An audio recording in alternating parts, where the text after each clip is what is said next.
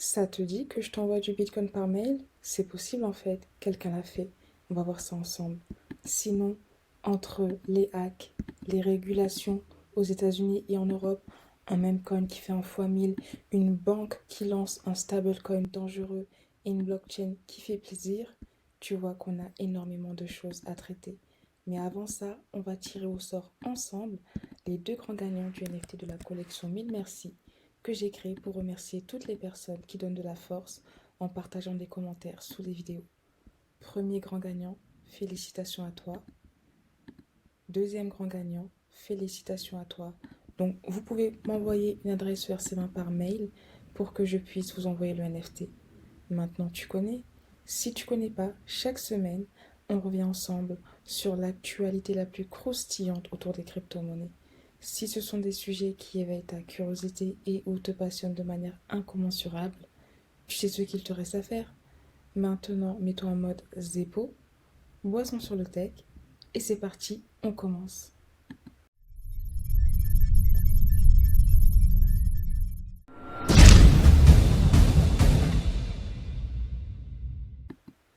Avant de commencer, pause frérot. Tu vois, là, je suis aux États-Unis. Et hier, je suis arrivée à Austin, Texas, pour assister à Consensus et j'étais choquée. À l'aéroport, grosse publicité pour Consensus et Polkadot.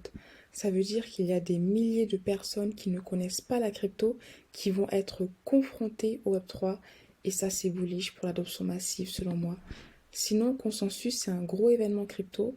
Je serai présente et rajoute-moi sur Instagram, je vais essayer de couvrir l'événement en story et puis on va voir ce qu'on peut faire en termes de business et de création de contenu. Tu connais. Almaz Media, on construit dans la durée. On passe aux nouvelles avec une première très positive. Il est enfin sorti de prison et selon moi, son incarcération était totalement injustifiée. On parle du développeur de l'application Tornado Cash. Donc Tornado Cash, c'est une application qui permet d'anonymiser les transactions. Malheureusement, plusieurs personnes et entités avaient utilisé cette application pour blanchir de l'argent, même si ce n'était pas du tout l'objectif de cette application. Par contre, les autorités ont jugé légitime d'emprisonner le développeur qui a créé l'application alors qu'il n'était pas du tout responsable de l'utilisation malhonnête de celle-ci. Mais bon, bonne nouvelle, actuellement il est dehors.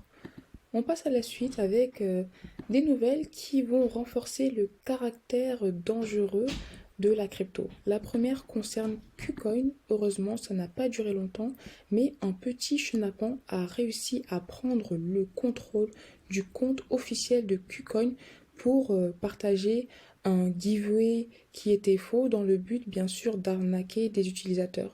Alors, KuCoin a identifié 22 transactions reliées à une activité fausse. Donc, il y a à peu près 22 000 dollars en USDT qui ont été volés. Donc, ils vont faire le nécessaire pour ne plus que ça se reproduise. Et je pense qu'ils ont dit qu'ils allaient aussi rembourser les victimes. En tout cas, je l'espère. Ça nous montre aussi que la crypto, c'est risqué et que même les comptes officiels peuvent se faire hacker. On l'avait déjà vu, mais on a un autre exemple. Là, on va passer à un gros rug pull. Il y a quelque chose que je te dis souvent quand on traite ce genre d'actualité. L'argent est gagné salement, les sommes sont colossales. Donc un rug pull, c'est quand un projet crypto lance un token pour lever des fonds auprès de ses utilisateurs et part avec l'argent. C'est exactement ce que le projet Ordinals Finance a fait. Il me semble qu'ils avaient un projet relié au NFT sur Bitcoin. En tout cas, on a appris qu'ils sont partis avec la caisse et ils se sont fait un beau petit pactole d'1 million de dollars. L'argent est gagné salement, les sommes sont colossales, je le répète, mais c'est pour ça que dans la crypto, il faut se méfier. Et il faut aussi se rappeler que plus un projet est jeune, plus le potentiel que ce soit un scam est élevé. Mais aussi, inversement, plus on rentre tôt dans un projet, plus on peut avoir des gains élevés. C'est pour ça qu'il faut vraiment apprendre à gérer son ratio risque-récompense. Parce que certes, on évolue dans un écosystème risqué, et quelque chose que je dis souvent, mais que je tiens à rappeler, plus tu vas vouloir chercher les fois 100, fois 1000, plus tu t'engages dans des investissements avec un risque extrêmement élevé. Tu vois ce que je veux dire? Je sais que dans tous les cas, les projets pépites qui peuvent exploser, je les partage dans le club alpha parce qu'il n'y a que des personnes qui ont le mental d'acier et qui ont conscience du risque. Mais voilà, ne te laisse pas avoir. La bonne nouvelle dans cet écosystème très risqué, c'est qu'il y a aussi parfois des hacks qui sont évités. Et là, on a appris qu'un hack à 8 chiffres a été évité. Donc, félicitations à la team qui a découvert la vulnérabilité qui concernait un projet sur Cosmos. On passe à un autre risque relié au non-custodial wallet, au portefeuille décentralisé qui te permettent d'avoir l'entière possession de ton argent. Là, il s'agit de Trust Wallet, qui est le portefeuille crypto de Binance. Donc, il y a quelque chose qui m'a assez surpris, c'est que l'article met en lumière une vulnérabilité qui avait été découverte en novembre 2022. Elle concerne un certain type de portefeuille.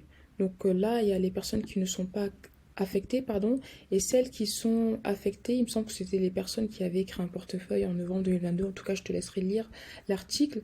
Mais on peut quand même voir que malgré leur effort, il y a eu 170 000 dollars qui ont été pris par le petit chenapan. Il y avait encore 88 000 dollars en potentiel risque, mais heureusement, actuellement, la situation est rentrée dans l'ordre. Donc là, ça nous montre aussi que même quand tu utilises un non-custodial wallet, tes fonds peuvent être en danger. Et ça, c'est un peu un frein à l'adoption massive, même si heureusement, il y a de plus en plus de solutions qui sont en train de se créer. Et d'ailleurs, si tu es dans le club alpha, tu dois faire les liens avec quelque chose que je t'avais partagé. Bon, autre nouvelle, alors j'ai pas la réponse à ce phénomène. Il y a beaucoup de spéculations sur Twitter. Si tu as une idée, partage-les-moi en commentaire. Mais on a pu voir qu'il y a plusieurs portefeuilles de baleines qui se sont réveillés et ont déplacé leur crypto. Regarde, je te partage un exemple concret que l'article partage. Ici, on apprend qu'un portefeuille dont la dernière activité datée de 2012 a déplacé plus de 400 bitcoins, ce qui vaut 11 millions de dollars. Bon, là, les 400 bitcoins valent 11 millions de dollars, mais le ref les avait achetés en 2012. Peut-être qu'il les avait achetés pour une somme d'une centaine, voire milliers de dollars. Et c'est pas le seul qui a fait ça, donc c'est bizarre. Je sais pas trop comment interpréter cette information. Si tu as des idées, partage-les-moi en commentaire. On passe à la suite. Je te le disais en introduction, recevoir du Bitcoin par mail, c'est possible. En tout cas, Michael Saylor, il me semble que c'est une des personnes qui possède le plus de Bitcoin à travers son entreprise MicroStrategy, qui a réussi qui a créé une adresse mail sur le réseau Lightning pour s'envoyer et recevoir du Bitcoin. Donc là, il partage un peu tout le processus. Ouais. Et ça veut dire peut-être que demain, tu pourras recevoir ton salaire en Bitcoin. Ton employeur va t'envoyer un mail et paf, tu auras du Bitcoin. Et tu vois, c'est aussi une des choses qui font que la finance décentralisée et les cryptos sont selon moi un écosystème merveilleux parce que ça apporte énormément de facilité. Bon, là, tu as un tutoriel si tu veux le faire par toi-même. Là, c'est quand même encore un peu complexe, donc on voit qu'il y a encore des freins à ce que ce soit utilisé massivement, mais il y a un début à tout et c'est très positif pour l'adoption massive.